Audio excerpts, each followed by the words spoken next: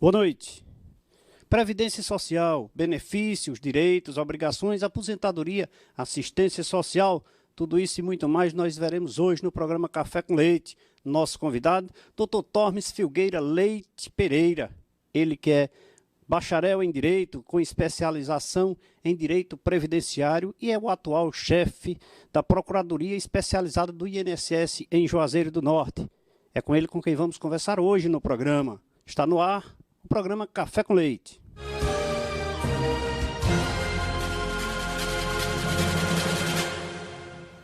Estamos começando mais um programa Café com Leite. Hoje nosso convidado é o Dr. Tormes Filgueiras, ele que é o chefe da Procuradoria Especializada do INSS aqui em Juazeiro do Norte, que veio aqui prestar informações acerca das demandas jurídicas, dos benefícios que a Previdência nos oferece como cidadãos. Boa noite, doutor. Muito obrigado pela sua presença. É um prazer tê-lo aqui no nosso programa. Boa noite, Leite. Eu agradeço o convite de poder estar aqui prestando informação para o público, trazer mais instrução sobre o que é a Previdência e quais os direitos da população.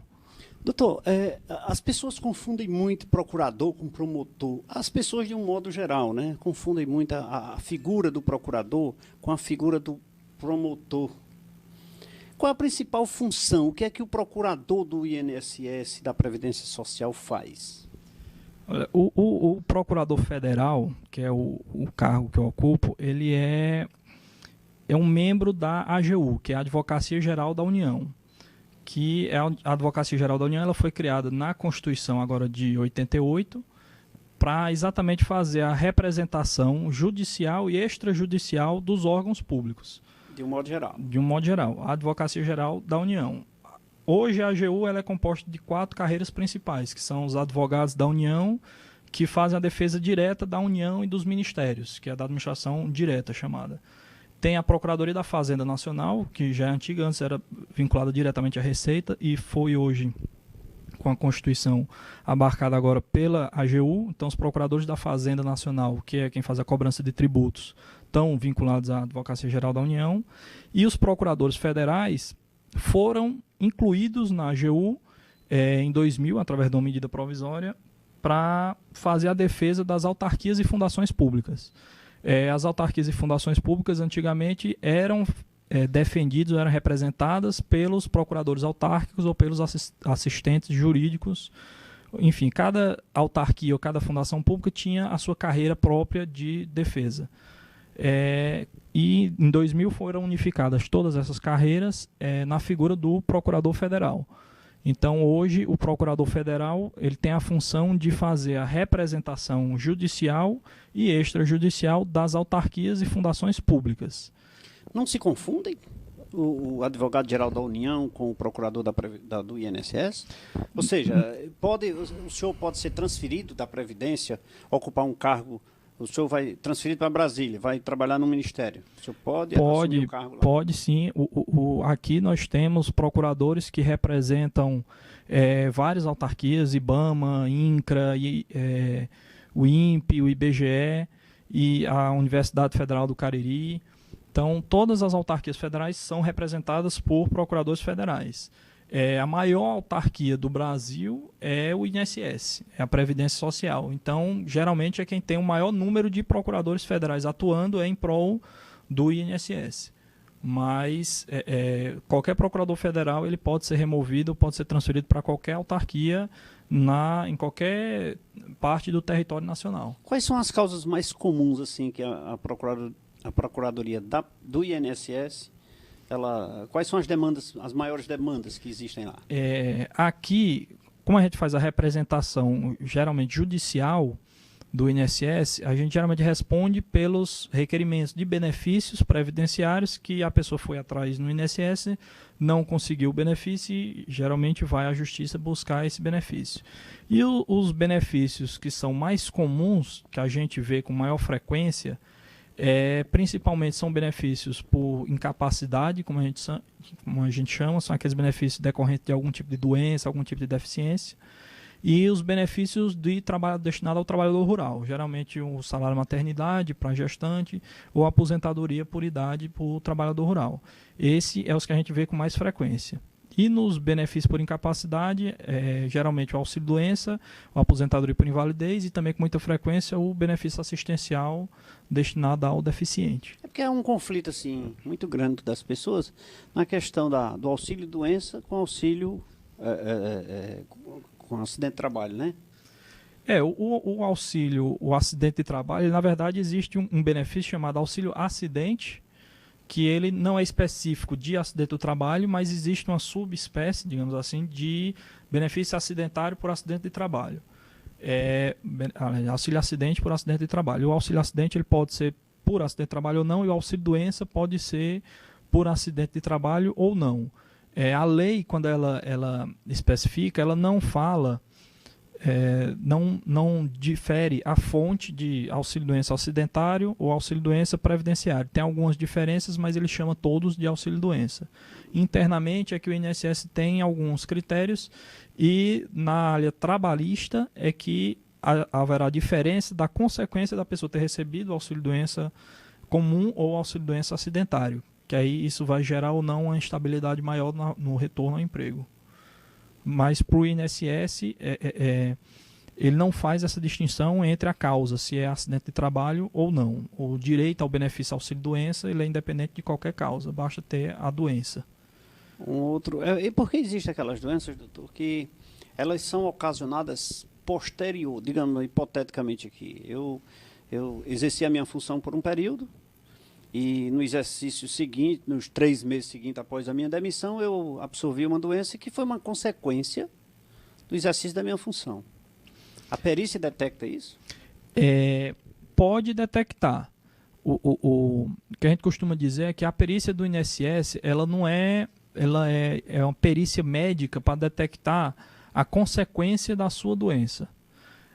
Daí que a sua doença ela já tem que estar ou comprovado ou já tem que estar documentado, tudo que você sofreu tem que apresentar para que a perícia, com base no que você já trouxe, ela poder chegar à conclusão. Então, se você consegue apresentar os sintomas da sua doença, se consegue ver que há uma relação direta com o seu trabalho, então a perícia pode classificar aquilo como acidente de trabalho ou doença profissional, no caso, quando é desencadeada em razão do trabalho.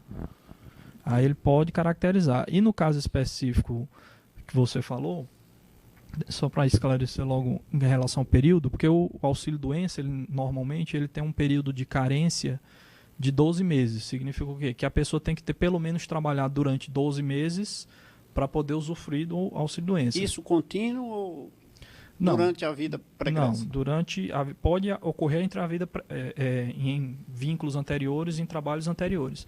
A única questão é que, para você, se você, digamos, perdeu a qualidade de segurado, e aqui me permite só explicar o que é a qualidade de segurado, que é você está vinculado à Previdência, você está contribuindo, você está trabalhando, estando empregado. Então você está vinculado à Previdência, você tem a qualidade de segurado. Se você passa 1 ano sem contribuir, você acaba perdendo essa qualidade. Então, se você trabalhou, passou mais de 1 ano sem trabalhar, depois voltou a trabalhar, para você contar aquelas contribuições que você tinha antes de você parar de trabalhar, você tem que ter 1/3 da carência necessária para o benefício que você está querendo. Então, se você está pedindo auxílio-doença, que é de 12, você tem que ter 1/3, que é 4 contribuições. Então, só depois de 4 contribuições no novo emprego, você pode poder contar as anteriores. E aí você pode somar para fazer as 12. Pequenos detalhes que precisam ser acompanhados, né? Não é muito simples. A legislação previdenciária ela tem muitos detalhes em pequenos. Geralmente, a função é mais...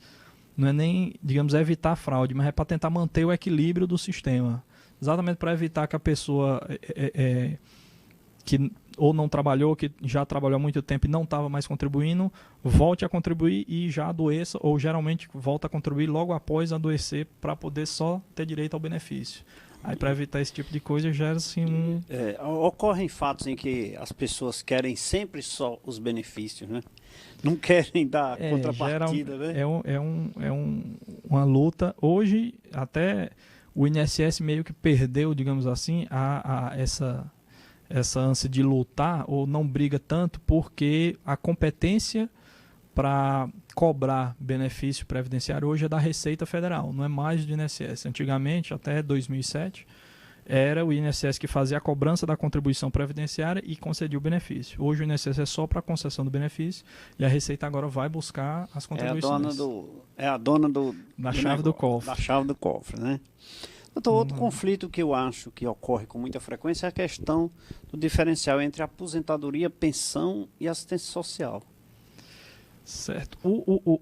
Eu já vi muita gente confundindo benefício assistencial com aposentadoria, por exemplo. Você acha que está aposentado por receber um benefício assistencial. A questão é que, aí trazer um pouco de uma explicação jurídica, a Previdência Social ela está inserida na Constituição no que a gente chama de Seguridade Social, que é uma prestação que o Estado tem para o cidadão de proteção, e essa Seguridade Social ela abrange a Previdência Social, ela abrange a Assistência Social e abrange a Saúde. A saúde é fornecida através do SUS. A assistência social ela tem vários benefícios assistenciais, tem pensão especial por portador daquela doença de Caruaru, que eu não me recordo o nome, de uma pensão especial para quem recebe talidomida, e tem os benefícios de prestação continuada, que são os mais comuns, que é o benefício da Lei Orgânica da Assistência Social. E esses benefícios é que são geralmente confundidos com a aposentadoria, porque eles também são no patamar de um salário mínimo. E são permanentes? Não é que eles são permanentes, eles têm uma previsão legal de revisão a cada 2 anos dos critérios de concessão. E quais são esses critérios? A Lei Orgânica da Previdência Social, da Assistência Social, ela prevê 2 tipos de benefício de prestação continuada, o destinado ao idoso e o destinado ao deficiente. Esse benefício de assistência, ele independe, aliás, de contribuição. Como ele não depende de contribuição, ele é concedido automaticamente à pessoa que preenche aqueles requisitos, ele é destinado exatamente para garantir a subsistência, garantir a sobrevivência daquelas pessoas que não têm como garantir a própria subsistência. Então, os requisitos dela ser pessoa idosa, hoje maior de 65 anos, ou ser deficiente, não ter condição. Isso quer dizer que aquela pessoa idosa com mais de 65 anos, ele não tem uma aposentadoria? Não, aí é que está. Ele pode ter aposentadoria se ele estiver vinculado à Previdência, ou seja, se ele contribuiu. Né? Se ele passou a vida contribuindo. Se ele não contribuiu, passou a vida sem trabalhar ou sem contribuir, ele pode vir a ter direito a esse benefício assistencial. Só que o benefício assistencial, exatamente por ser uma assistência do Estado, ele é entendido como um caráter subsidiário, ou seja, a família é quem tem primeiro a obrigação de manter o indivíduo. Certo. Você tem que ser mantido por seus pais, seus irmãos. Se a família não tem condições de manter o indivíduo, ou porque você não tem família, ou porque não tem condição financeira de manter, aí você pode buscar pelo Estado esse benefício de um salário mínimo. Ele é um benefício, como eu disse, ele vai ser avaliado essa questão dos requisitos, ou seja, a cada 2 anos o INSS geralmente avalia o conjunto dos benefícios, ou o conjunto dos requisitos, e vê se preencheu ou não os requisitos, e se não preencheu, ele pode cessar o benefício. Aí, se não, a pessoa continua recebendo. E esse benefício ele é administrado também pelo INSS, mas é pago pela União. E não tem 13º. Essa é a principal diferença para a aposentadoria. Estamos conversando aqui, estamos tendo aqui uma verdadeira aula sobre Previdência Social com o Dr. Tormes Filgueiras, ele que é chefe da Procuradoria Especializada do INSS aqui em Juazeiro do Norte. Quero mandar um abraço para a doutora Eloni, advogada, assiste o programa Café com Leite. Doutor Leitão, lá no Crato também, aí, que semana passada aí teve uma grande luta com um grande trabalho à frente da Expocrato aqui na região do Cariri. Doutor, o tempo vai passando, a gente vai conversando, a garganta vai pedindo água mineral São Geraldo. E falando em previdência social, em benefício, a gente sempre discute a questão, que eu faço questão de servir a água para os nossos convidados, e eu queria falar um pouquinho do LAMIC, porque o LAMIC, o laboratório LAMIC, cuida da vida das pessoas também, fazendo seus exames com qualidade e com muita precisão. Se você precisa fazer exames com perfeição, precisão e qualidade, vá ao laboratório LAMIC. O LAMIC conta com profissionais qualificados e técnicos bem preparados para melhor lhe atender. O LAMIC realiza os mais variados tipos de exames laboratoriais. Você encontra o LAMIC com uma unidade central na Rua Padre Cícero 759 e postos de coletas em Milagres, Campos Sales, Caririaçu, Novo Juazeiro e na clínica Dr. Clemir Arraes. O LAMIC tem a direção certa dos doutores Ivanilson Júnior, Leonardo Davi e da doutora Socorro Cabral. Um abraço para todos aqueles que fazem o laboratório LAMIC. Ivanilson, um abraço para você. Doutor, vou servir também, fazer um cafezinho aqui. Doutor gosta aqui com açúcar, né, doutor? Então, com açúcar aqui, eu vou servir um cafezinho aqui. Café com leite, programa Café com Leite. Convidado tem que tomar o café para que nós possamos saborear e fazer um segundo bloco com muita tranquilidade. Eu quero mandar um abraço para meu amigo Bosco e Silvaneide, lá na Rua da Gouveia, assistindo o programa Café com Leite, sempre ligado aí no programa Café com Leite, doutor. Esse tema, doutor, enquanto nós providenciamos esse cafezinho, é um tema assim polêmico, bastante gostoso de se discutir, e os nossos telespectadores sempre nesses temas, ele participa e manda sempre alguns e-mails. Aqui eu faço questão de lhe servir um cafezinho. Eu vou chamar aqui um rápido intervalo de apoio cultural, lembrando que você pode acessar o Face do programa cafécomleite.com.br e também assistir todos os nossos programas no site programacafécomleite.com.br.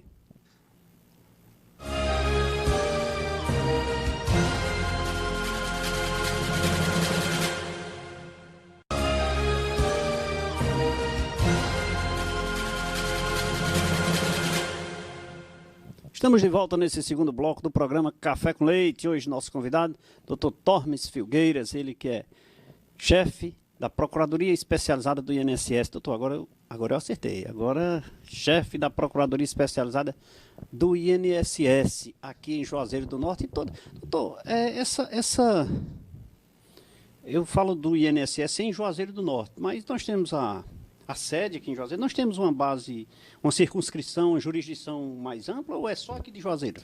Não, a Procuradoria, quando ela é Procuradoria Especializada do INSS, porque ela ainda está vinculada, ou ainda é um resquício, da época em que os procuradores ficavam junto do INSS, ou eram do quadro do INSS. Então, a estrutura da Procuradoria é junto do INSS. Por isso, ela fica vinculada a uma gerência executiva, que aqui em Juazeiro nós temos uma gerência executiva.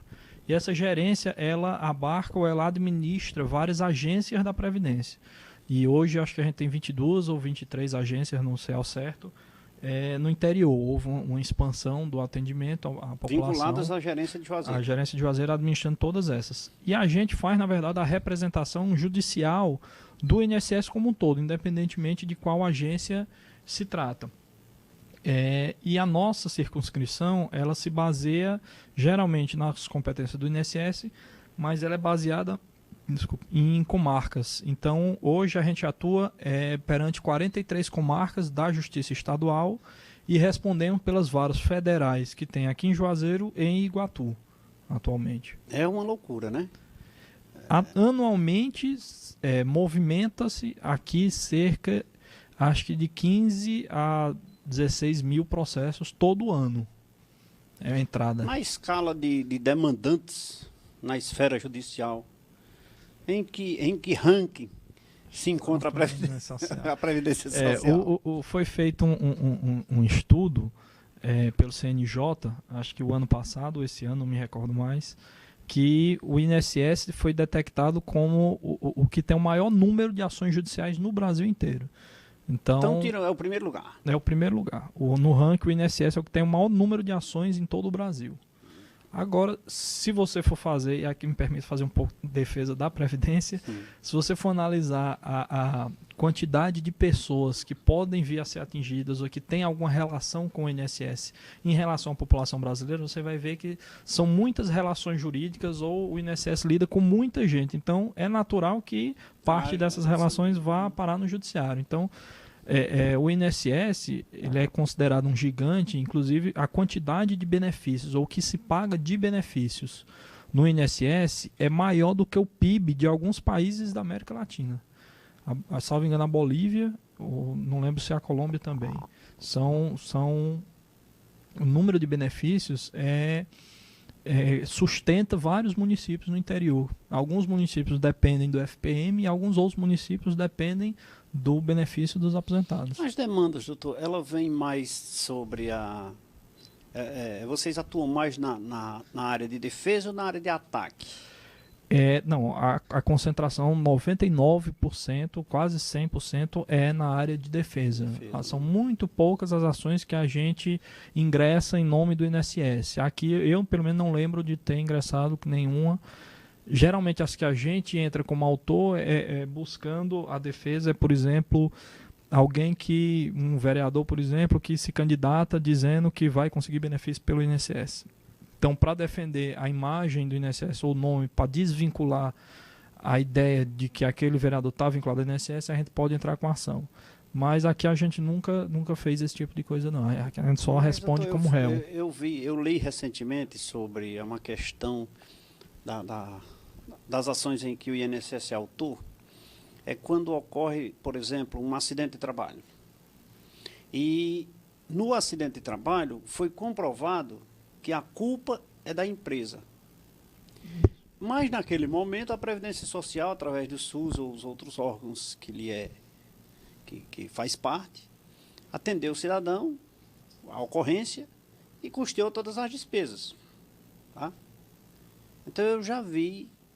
Ocorre essas ocorre, tipo de demanda? E até, como eu disse, eu particularmente nunca peguei, não passou por mim, mas realmente eu tenho um colega, procurador federal, que está do nosso lado, que ele é responsável pelas ações regressivas. Ação regressiva. Que é esse tipo de ação que você está falando. Houve inclusive uma ampliação da atuação em ações regressivas recentemente. Antigamente, ela ficava restrita a essa questão de acidente de trabalho. Que aí a pessoa se acidentava geralmente por culpa ou negligência da empresa que não cuidou da legislação trabalhista, das normas para a proteção do trabalhador e causou um prejuízo à Previdência porque a Previdência teve que pagar um benefício àquele trabalhador por culpa da empresa. Aí ela regressa contra a empresa para obrigá-la a pagar esse benefício. E foi ampliado isso agora com as ações em relação à Lei Maria da Penha. Foi feito, inclusive, um convênio com o Ministério Público, para o Ministério Público comunicar ao INSS quando detectar, por exemplo, se o marido bate na esposa e a esposa vem a sofrer invalidez.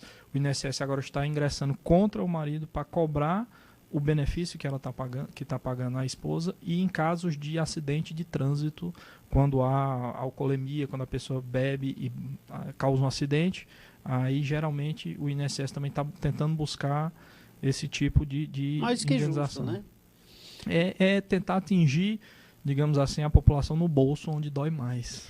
Doutor, foi muito bom colocar. Nós já fizemos, agora em 2014, uns 2 ou 3 programas, onde nós tratamos da Lei Maria da Penha. O programa Café com Leite defende aqui a mulher em todos os seus 99%, viu? É porque tem umas que não merecem. Mas muito bom, foi muito bom essa informação, eu desconhecia.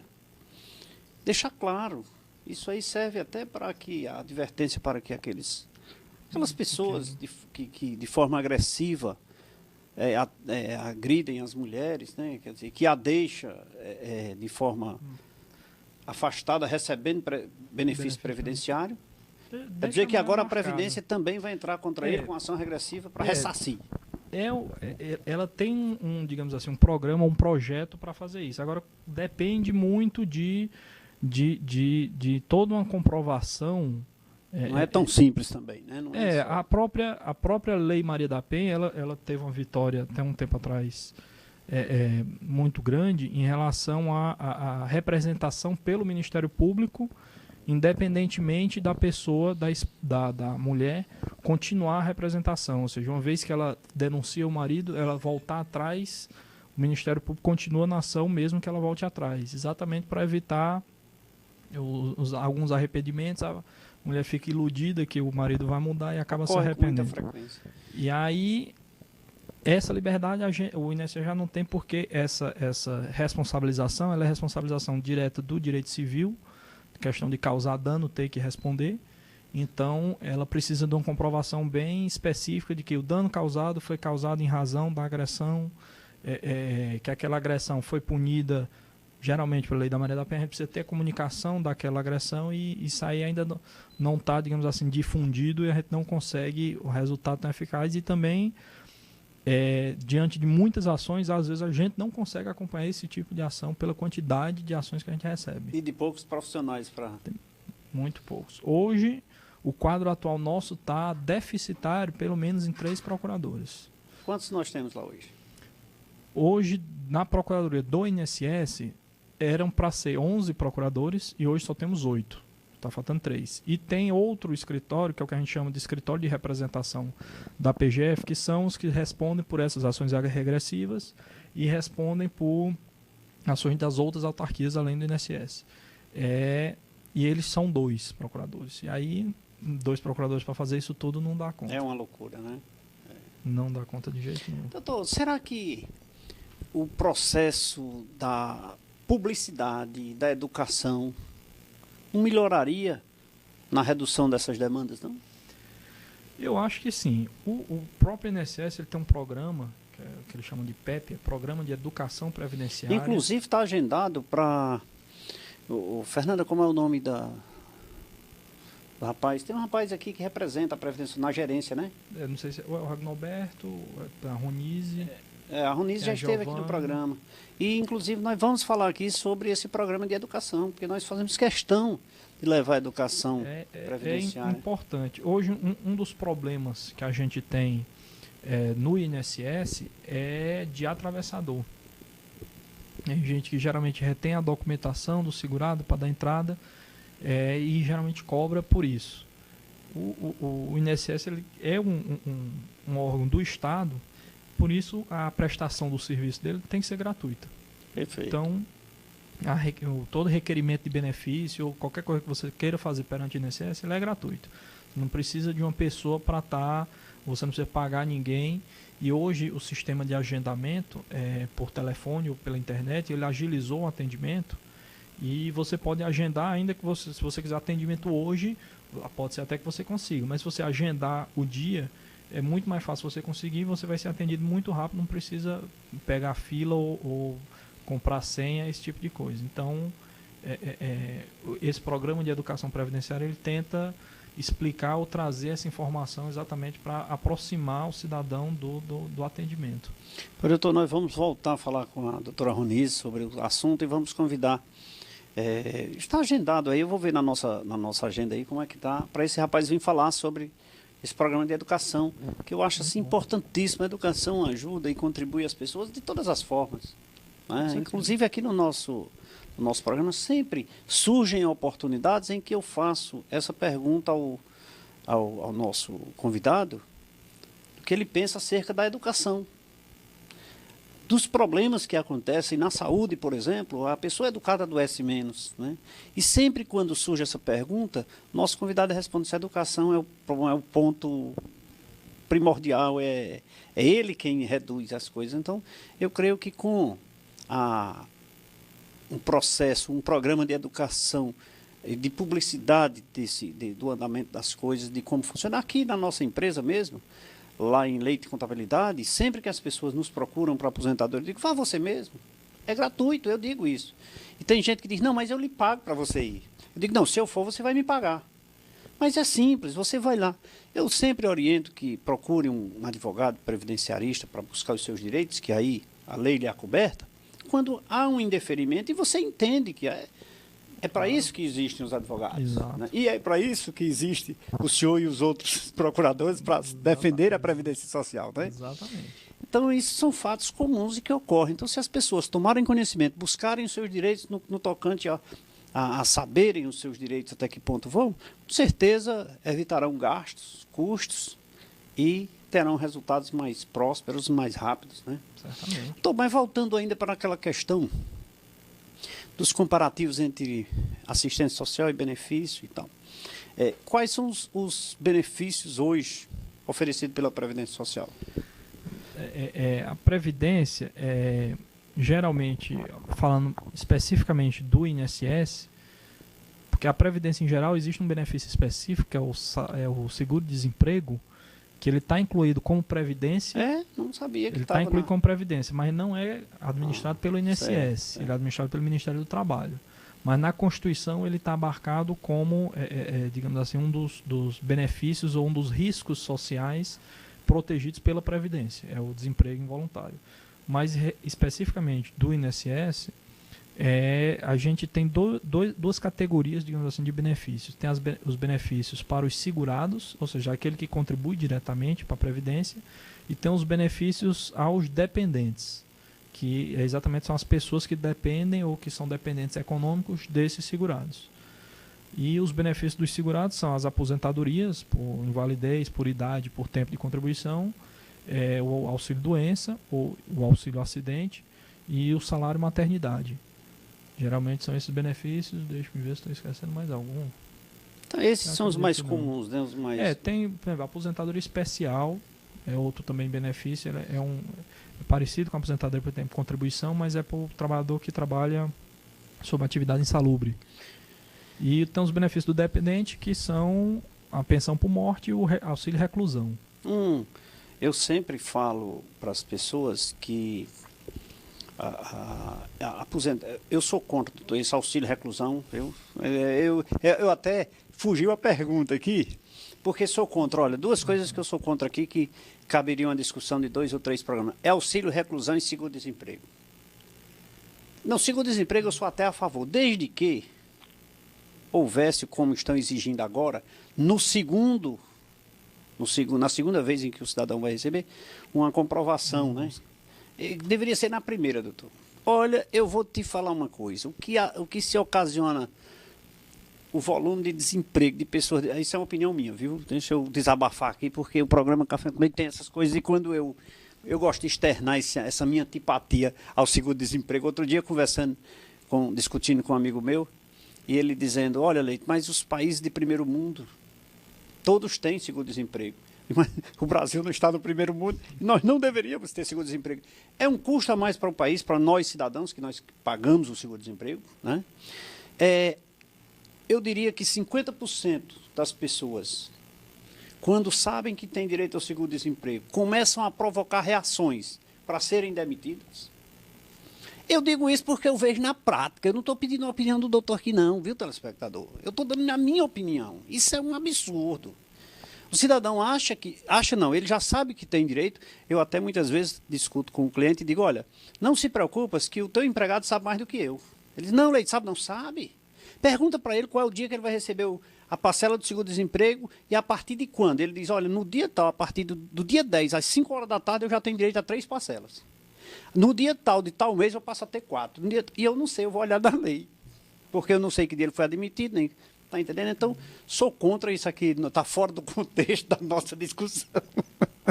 Mas é bom a gente falar nisso, até para relaxar um pouquinho aqui. Vamos beber água mineral, né? Água Mineral São Geraldo, que apoia o programa Café com Leite. E eu quero mandar um abraço para a dona Tarsila e para Júnior, e toda a equipe que faz a Água Mineral São Geraldo, que apoia o programa Café com Leite. Acabamos de degustar o que há de mais gostoso, saboroso, cristalino e também que é a mais preferida na região do Cariri. Eu estou falando da Água Mineral São Geraldo, ela que leva a marca da Cajuína São Geraldo e é genuinamente juazeirense. Água Mineral São Geraldo. Um abraço a todos aqueles que fazem a Água Mineral São Geraldo e que apoia e patrocina o programa Café com Leite. Doutor, mais um cafezinho aqui, eu faço questão de lhe servir, quentinho feito na hora, que é o Café com Leite. Muita gente pergunta aqui, doutor. Doutor, o senhor pode deixar o pirizinho para ficar mais à vontade, viu? Que esse negócio aqui nós não estamos muito à vontade, né? Vamos ficar bem à vontade, porque o programa é nosso.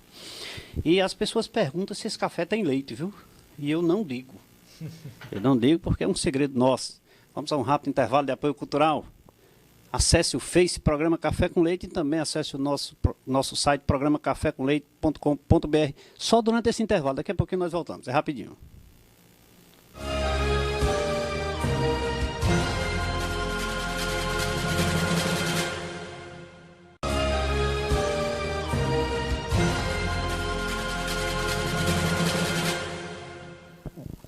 Estamos de volta nesse terceiro bloco do programa Café com Leite. Hoje nosso convidado, Dr. Tormes Filgueiras.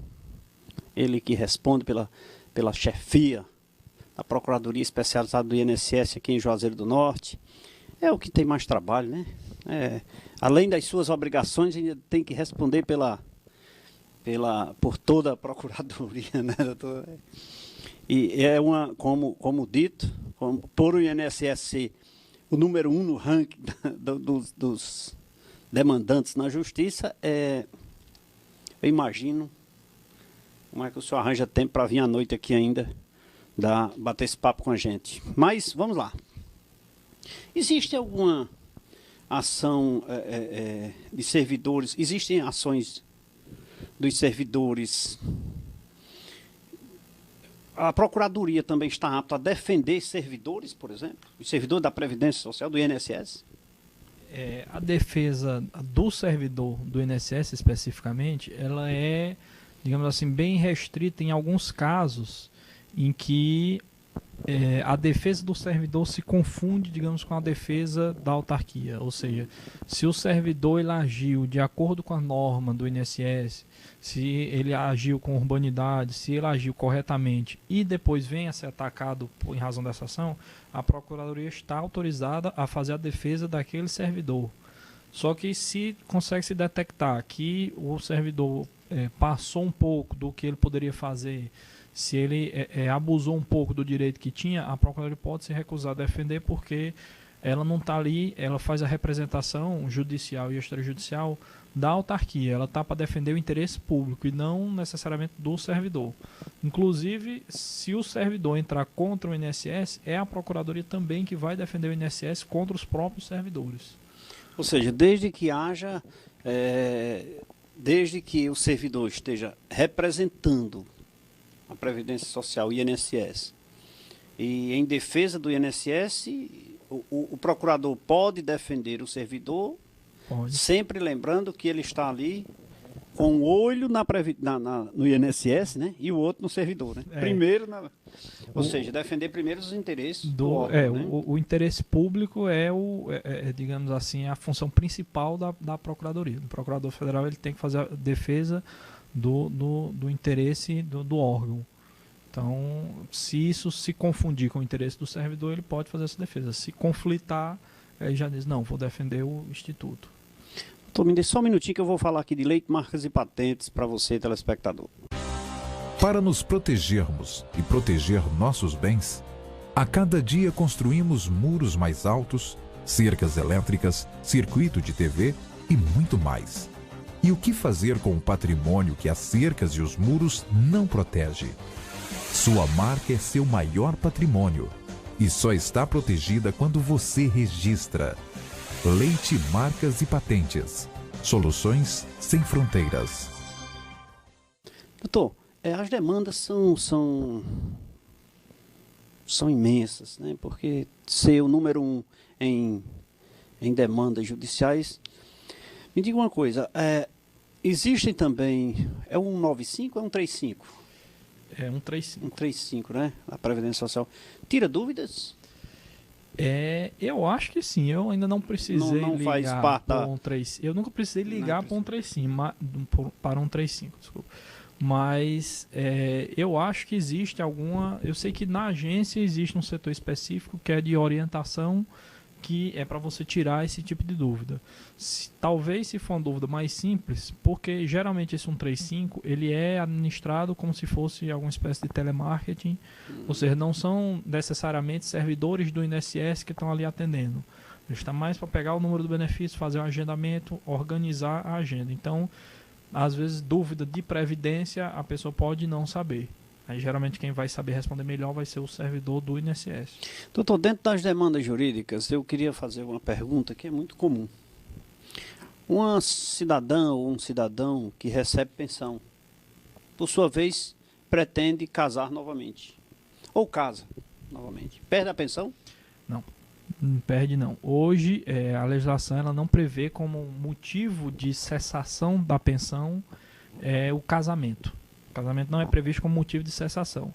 Agora, no caso específico, se, por exemplo, a pessoa recebeu uma pensão, vem a casar novamente e o esposo morre, aí ela pode ter direito a uma outra pensão. Só que para ter direito a essa outra pensão, ela tem que escolher entre as duas, a que ela recebia ou a nova. Ela não só pode escolher, acumular as duas pensões. Escolher aqui a mais que mais lhe beneficia, né? Geralmente é de maior valor. É dizer que se quiser casar, pode, mas não deixa o marido morrer fácil. Casar pode casar quando não pode ser aquela viuvinha alegre. Só enterrando pois é. e acumulando pensão. Acumulando pensão, aí não pode. Doutor, aí eu lhe pergunto, e ela está recebendo a pensão do esposo, completou o seu período de contribuição até 65 anos ou após, ela se aposenta? Aposenta. E fica recebendo os dois? Os dois. A pensão por morte ela é um benefício destinado ao dependente. O dependente é exatamente porque a pessoa é segurada, faz a contribuição e a função da Previdência é proteger o trabalhador e seus dependentes. Para não deixar as pessoas desamparadas. Então, se você é trabalhador, você trabalha, contribui para a Previdência e vem a falecer ou sofrer uma doença, se vier a sofrer a doença, você recebe uma doença, uma aposentadoria, e se vier a falecer, sua família vai ser protegida pela pensão por morte. E a pessoa que recebe a pensão por morte, uma vez que trabalha, ela se torna segurada e pode receber os benefícios como segurado e pode, inclusive, deixar dependentes. Só não pode deixar dependente da pensão. A pensão que ela recebia na condição de dependente, ela não pode passar para ninguém. Mesmo acaba com ela. Que tenha filho menor? Mesmo. O filho menor ele vai ser o dependente também na pensão. Ele também vai ter direito à pensão. Certo. Então, ou seja, se ela recebe pensão por falecimento do esposo e ela chegar a falecer e tiver filho menor, o filho tem direito à pensão? Não. Aí continuidade ou não? Não. O filho menor, ele também é dependente. Então, não é que ela recebe a pensão. Ela recebe e o filho também recebe. Ela vai administrar porque ela é tutora ou porque é representante do filho. Certo. Mas o filho também tem direito, assim como ela. Quando ela falecer, a parte dela vai ser incorporada à do filho. O filho passa a receber a parte dele e a parte da mãe. Ele engloba o total. Cada benefício, cada dependente que vai deixando de receber o benefício, a sua parte vai ser distribuída por dependentes restantes. Até atingir a maioridade. O filho, uma das causas de cessação para o menor é a maioridade ou emancipação. Se a pessoa casar mesmo antes dos 21 anos, na verdade não é maioridade, exatamente. É porque antes, a lei é de 91 e ela previa 21 anos. E na época o Código Civil previa também a maioridade a partir dos 21 anos. Em 2002, com vigência a partir de 2003, foi alterada a maioridade para 18. Só que a lei da Previdência não foi alterada. Então, para a Previdência Social, até os 21 anos a pessoa pode receber, mesmo sendo maior. Mas ela só cessa depois dos 21 anos. Não é necessariamente a maioridade. Não vamos ficar recebendo a vida inteira, não, né? Porque as pessoas acham que é só transferindo para os filhos, para os netos, né? Falar nisso para neto. Não, neto hoje não está mais. Antigamente, antes de 96... Mas se tiver uma dependência diante da Previdência, existe a comprovação da dependência. Aí é que está.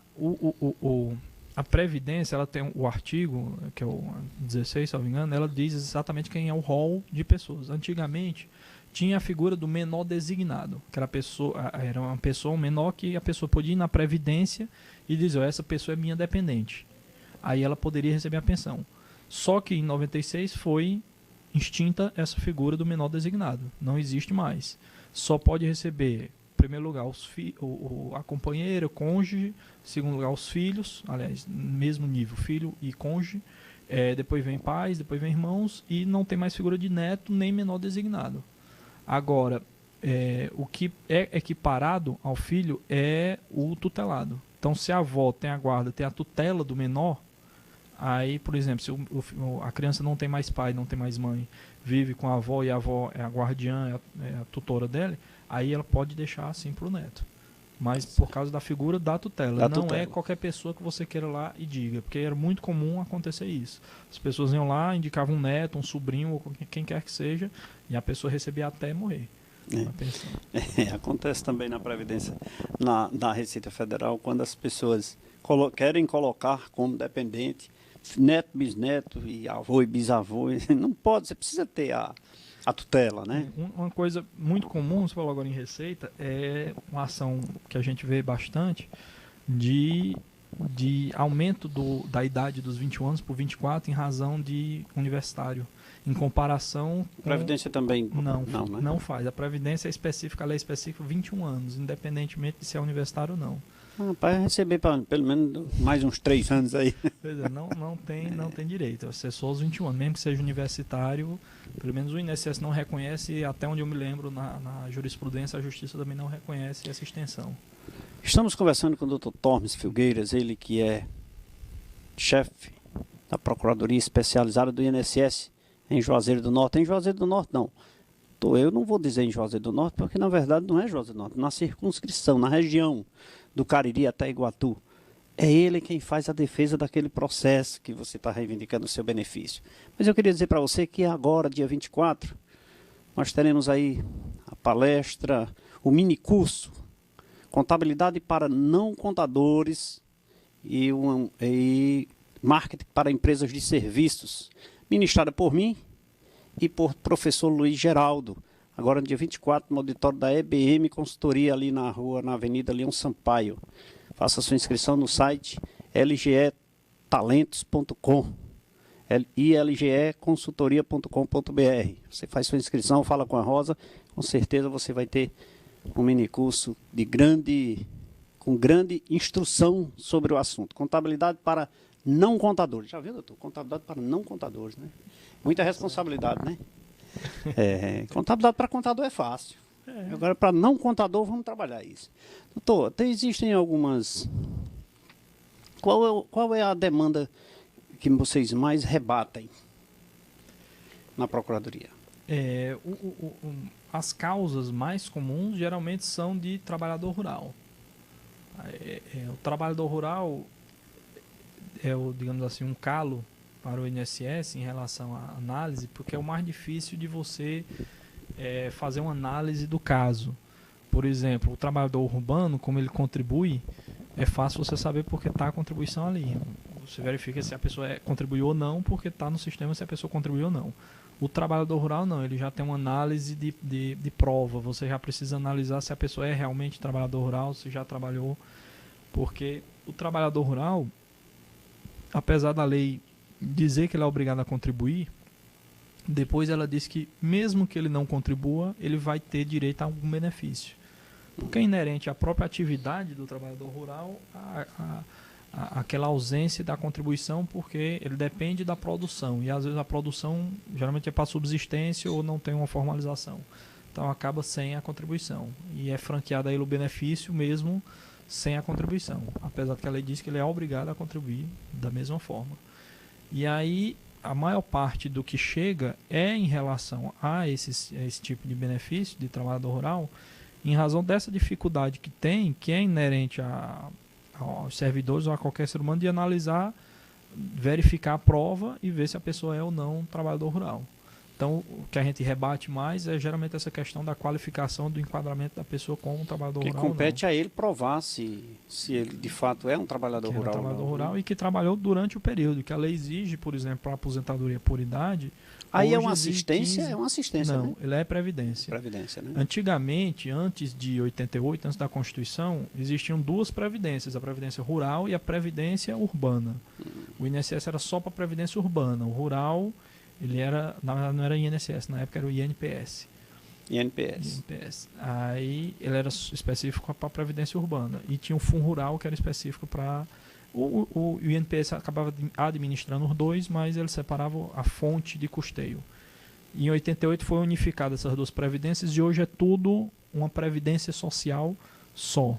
Então ele é considerado benefício previdenciário, a aposentadoria do trabalhador rural. Inclusive tem 13º, inclusive deixa dependente, que é outra diferença do benefício assistencial, que a gente falou no começo, é que ele pode ser cessado, ele não deixa dependente, ele não tem 13º e não passa para outra pessoa.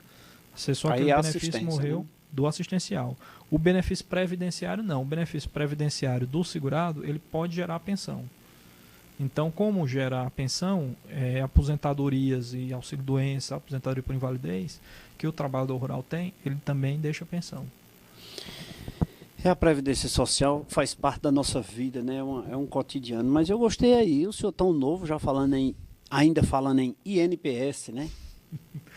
Porque quando a gente vai falar em INPS, as pessoas dizem o que é isso, né? O que é isso? Mas eu ainda sou do tempo do INPS. Eu não sou velho, não, mas eu sou do tempo do INPS ainda, aqueles carnezão compridão, tinha que pagar e tal.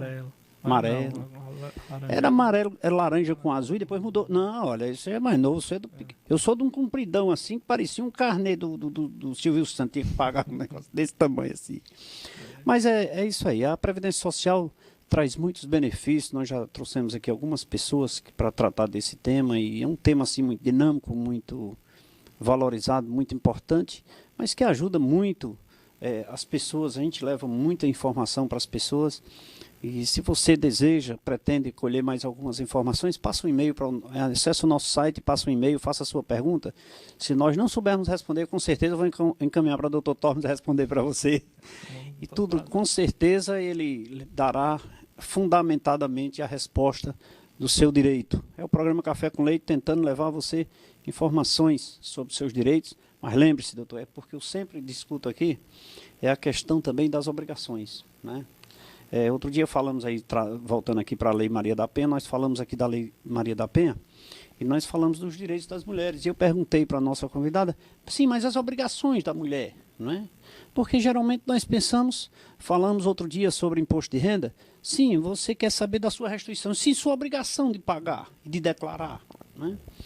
Então, existem o vai e o vem, é uma via de mão dupla, né? Claro. Nós temos que discutir esse tema assim com muito mais. Esperamos fazer um fórum, lhe trazer aqui outras vezes, mas nós estamos chegando ao final do programa. Tenho certeza que essas suas informações foram de grande importância para todos os nossos telespectadores. Eu quero agradecer de coração a você por essa participação. Muito obrigado. Eu que agradeço o convite, poder estar aqui no programa esclarecendo. Também me ponho à disposição se tiver mais dúvidas. Ou quando precisar, inclusive, junto com o INSS, fazer uma roda viva ou alguma mesa redonda para debater esse tipo de assunto que é muito rico e atinge, a meu ver, 100% da população, porque um dia alguém vai precisar parar de trabalhar para poder descansar. Então, é um assunto que sempre rende muita conversa. Está sempre em evidência, né? Tá sempre em evidência. E gera muita demanda, né? Muito.